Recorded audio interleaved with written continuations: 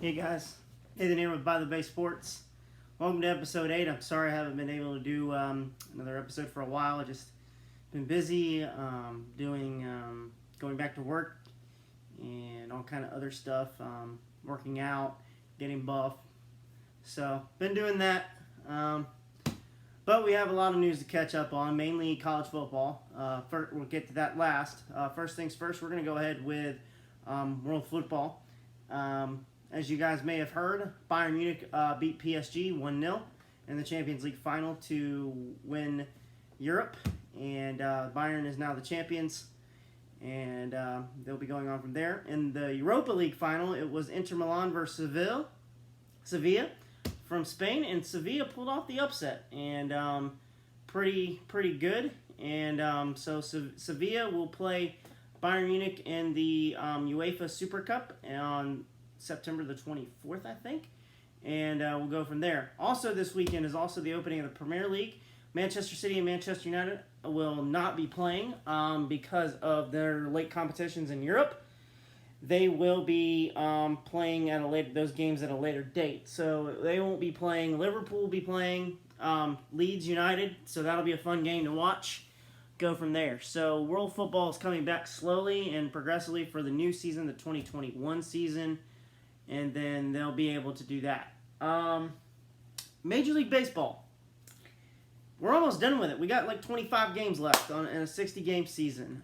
Your best teams right now, the team that everybody thought would be the third best in the AL East, the Tampa Bay Rays, are simultaneously the second best team in baseball. I think they went 21-7 in the whole first month of the season, of the 2-month season. 21-7 in August, or in the month of August.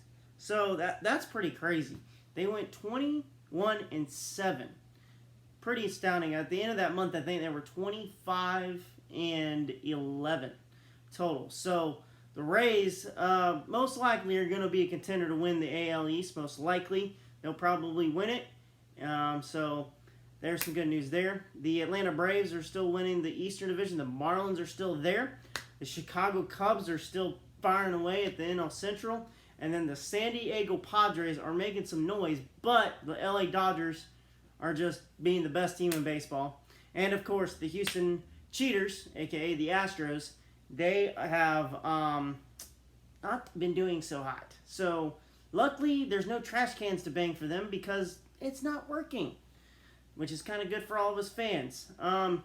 Also, another thing that you guys, I don't know if you guys want to follow along and see what's going behind the scenes since fans can't be in the stands for games this year in the MLB. Follow Trevor Bauer, the pitcher for the Cincinnati Reds. Trevor has his own company on YouTube. It's called Momentum. It's a channel that he runs as his own business.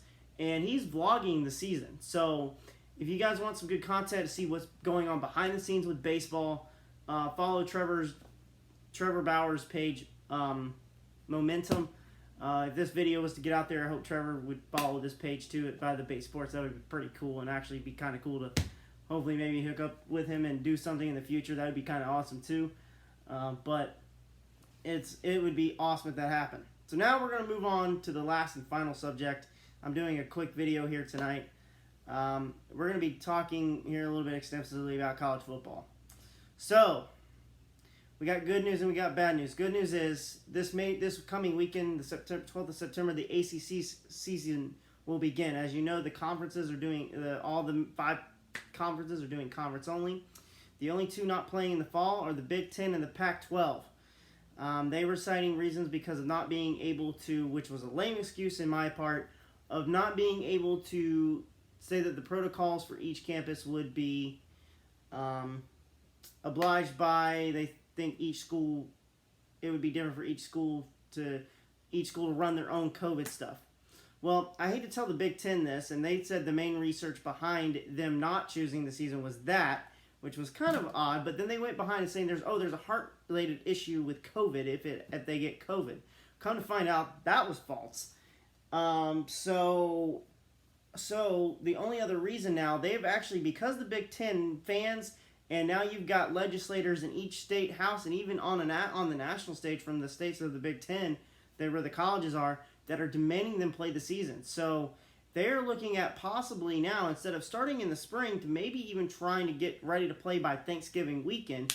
But I don't think it's still enough time for them to have their major teams like Ohio State and Michigan compete with the rest of the country for a national title. So we still have I think the Big 12 is playing next weekend, or maybe even this weekend. Here, we'll look it up. Yes, the Big 12 also starts this weekend as well. Oklahoma is playing Missouri State for their one non-conference game that the Big 12 and the ACC are both doing. They're doing both, each are allowing their league teams to have one non-conference game. So the Big 12 and the ACC both start this weekend a little bit. The other good thing is that the SEC will start the 26th of September, and they'll do a 10-game season, or a 10-game season with the whole conference. So pretty much everybody will be playing everybody almost in the SEC. I still think Alabama's going to run away with that. I still think Clemson's running away with the SEC, and I still have faith that Oklahoma should run away with the Big 12. So if that's the case, we'll see what happens. So back to the Big 12 with the whole thing with them, or the Big 10, excuse me. The Big 10 is going to try to, as I said, maybe start by Thanksgiving and get a thing going. I don't think that's not enough time. That's 2 months away to try to get things in logistics. But as I said, going back to their main reasoning for not playing is because they don't believe each school could follow their own protocols.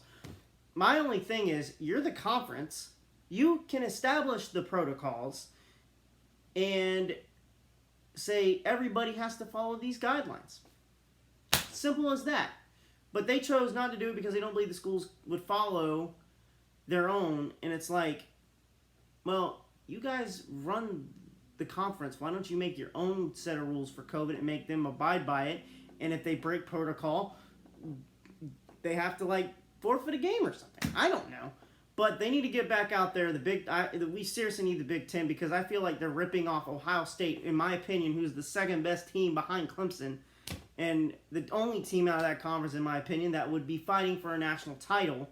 And I don't believe that's right to not only the players of Ohio State, the coaches of Ohio State. It's not fair to the fans and the alumni of that school either, because they know, those fans know, and those alumni know that team is really stupid good. And it's like, they need to play the game. There was talk Nebraska University was going to play a non-conference schedule and try to play because they wanted to, and they didn't. So it's just been crazy. There's been nothing out of the Pac-12, by the way. I haven't heard anything since they announced that they were moving all their sports to spring, including football. I haven't heard a thing about them.